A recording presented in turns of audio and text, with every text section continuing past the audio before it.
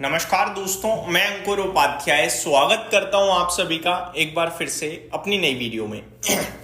बाजार बहुत अच्छा ट्रेड कर रहा है, तेजी में है, चौतरफा तेजी है बाजार में। लेकिन टाटा मोटर्स की ऐसी नैया डूबी है कि उठने का नाम ही नहीं ले रही है, पूरी तरीके से डूब गई है ऐसा लग रहा है। और निवेशक फ्रस्ट्रेट हो रहे हैं कि गिरता है तो बहुत तेज गिर जाता है, बाजार ऊपर जाता है तो बढ़ता नहीं है। भैया करें क्या? और अब तो एक दूसरा मसला और हो गया है, एक दूसरी प्रॉब्लम और चल रही है कि अगर टाटा मोटर्स का शेयर परसों लिया था तो 650 रुपए, 660 रुपए, और 2-4 दिन पहले लिया था तो 700 रुपए था। अब आज हो गया है 380-90 के करीब पहुंच गया है। एग्जैक्टली मैं आपको बताता हूं कहां पे खड़ा है स्टॉक। 390 खड़ा है, 1.5% आज भी नीचे है। अब दो तरीके के निवेशक हैं, फ्रस्ट्रेट वाले तो सारे ही हैं, लेकिन एक थोड़ा अभी भी क्या हो रहा है ना, पॉजिटिव वे में बैठा है। वो सोच रहा है यार 700 वाला मेरे को 380 मिल रहा है, 390 मिल रहा है, क्या ले लूं, एवरेज कर लूं? तो ये थॉट है पूरा का पूरा गलत। ये इसलिए गलत नहीं है कि आप सोच रहे हो ले लूं, ये इसलिए गलत है क्योंकि आप सोच रहे हो 700 वाला 380 मिल रहा है। दोस्तों 700 वाला 380 नहीं हुआ है, पहली बात, क्योंकि 260-270 रुपए का एक अलग शेयर लिस्ट होगा बाजार में। अब आप पहले ये समझिए, मान के चलो अभी 390 रुपए का शेयर है, ठीक है जी। अब 390 रुपए में मैं बात करना चाहूंगा 390 प्लस 260, जो कि होना ही चाहिए इतना, तो ये 650 रुपए खड़ा है अभी टाटा मोटर्स। तो आप 700 वाला 390 मत लो। अब ये जो 260 रुपए का मैंने एडिशन किया ना, ये स्टॉक एक अलग दुनिया में है इस समय, जो आपके लिए आने वाला है। कब? नवंबर फर्स्ट वीक में, ठीक है जी। तो अगर आपको टाटा मोटर्स को एवरेज करने के लिए सोचना है तो आप ये सोचो कि ये 400 का था, 400 वाला 390 है, क्या 2% 2.5% नीचे मुझे एवरेज करना है? ये सोचो, ये मत सोचो कि 660 या 700 वाला 380 है। नहीं, वो 260 रुपए तो सेफ पड़े हैं, वो भी लिस्ट नहीं हुए। अब वो 260 का 260 पे आएगा, 250 पे आएगा या 300 पे आएगा, वो नो वन नोस। लेकिन उसकी प्राइस डिस्कवरी में जो वैल्यू निकाली वो 260 थी। तो ये चीज क्लियर होनी चाहिए आपको, पहली बात, ठीक है। दूसरी बात, अब जो भी स्टॉक का भाव होगा ना टाटा मोटर्स का, उसमें 260 एडिशनल ऐड किया करना, फिर देखना क्या भाव चल रहा है, ठीक है जी। अब मैं आता हूं दूसरी तरफ कि 660 रुपए से चलो 260 अलग हो गए, लेकिन उससे पहले भी तो देखो 1000 रुपए से गिर रहा है, 1100 से गिर रहा है, गिरता ही जा रहा है, गिरता ही जा रहा है। डेफिनेटली सही बात है भाई, गिर ही रहा है, खराबी कर रहा है तभी तो गिर रहा है। एक्चुअली में टेम्पररी प्रॉब्लम चल रही है, प्रॉब्लम चल रही है जेएलआर में। अब उनके साइबर अटैक हुआ, बिजनेस रुका, प्रोडक्शन रुका, वो सब चीजें धीरे धीरे सॉल्व होंगी, एक क्वार्टर लगेगा। कंपनी ने जो भी कमेंट्री करी, क्या उसमें कुछ नेगेटिव था? नहीं था। अभी ये जो जीएसटी की सेल लगी ना, जीएसटी रिफॉर्म हुआ, जिसके बाद नवरात्रों के फर्स्ट डे सबसे ज्यादा गाड़ी टाटा मोटर्स ने बेची।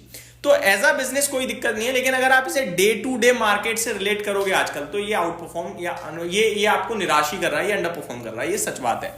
लेकिन आपको चीजों को समय देना पड़ेगा। काफी लोग कहेंगे कितना दें?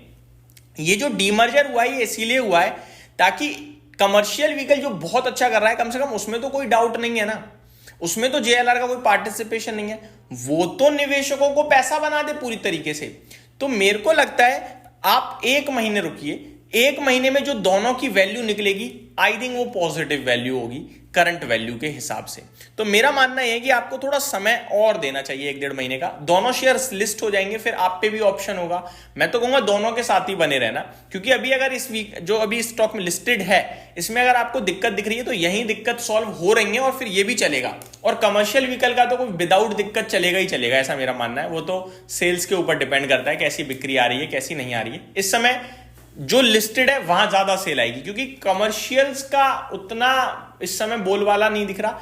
लेकिन मुझे क्लियरली पैसेंजर इलेक्ट्रिक व्हीकल्स में हैवी डिमांड दिख रही है। जेएलआर की डिमांड उतनी बेशक नहीं है, ऊपर से भी तो प्रोडक्शन भी कट हो रखा है, तो कुछ समय और लग सकता है। लेकिन डेफिनेटली ये स्टॉक इस भाव से आपको निराश नहीं करेगा, ये मेरा मानना है।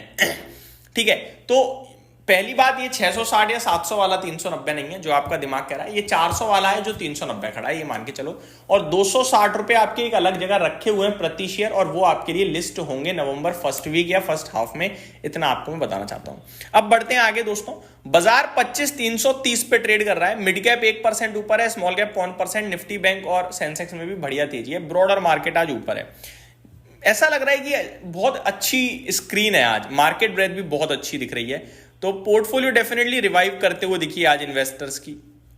काफी स्टॉक्स अच्छे एक्शन में आए हैं, लेकिन कुछ कंपनियों के नतीजे आए हैं आपको पढ़ने में बहुत तंगड़े लगेंगे, जैसे कि नुवोको विस्तास, घाटे से मुनाफे में, मार्जिन में सुधार, रेवेन्यू अच्छा, लेकिन शेयर 0.4% नीचे। क्यों? आप डिटेल में पढ़ोगे तो क्वार्टर ऑन क्वार्टर प्रॉफिट बहुत घटकर आया है, साल दर साल बहुत अच्छा आया है, लेकिन क्वार्टर ऑन क्वार्टर खराब है। आप कहोगे भाई सीमेंट कंपनी है, क्वार्टर ऑन क्वार्टर क्यों देखें हम? डेफिनेटली सही बात है, लेकिन जो ग्रोथ थी, जो कंपनी की एक्सपेक्टेशन थी, इतना घटने की नहीं होंगी। तो एक ये 2-3 क्वार्टर लगेंगे, फिर वापस ऊपर ही जाएगा ये स्टॉक डेफिनेटली। बट अभी कहीं ना कहीं ये नंबर्स अच्छे हैं, बहुत अच्छे हैं, लेकिन क्वार्टर ऑन क्वार्टर बहुत बड़ा डिप भी है, ये भी एक सच था।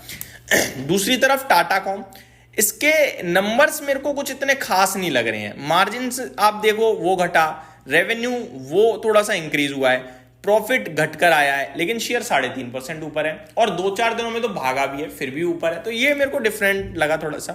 IRFC के भी नंबर्स आ चुके हैं, सुमित सिक्योरिटीज के नंबर्स आए हैं, टिप्स म्यूजिक, के सॉल्व्स इंडिया, ये कुछ स्टॉक्स हैं जिन्होंने अपने नंबर पेश कर दिए और रिएक्ट कर रहे हैं अपने नतीजों के ऊपर, जिनके बारे में दिन के दौरान मैं आपके साथ जरूर डिस्कस करूंगा। Thank you so much for watching this video. Have a great day guys.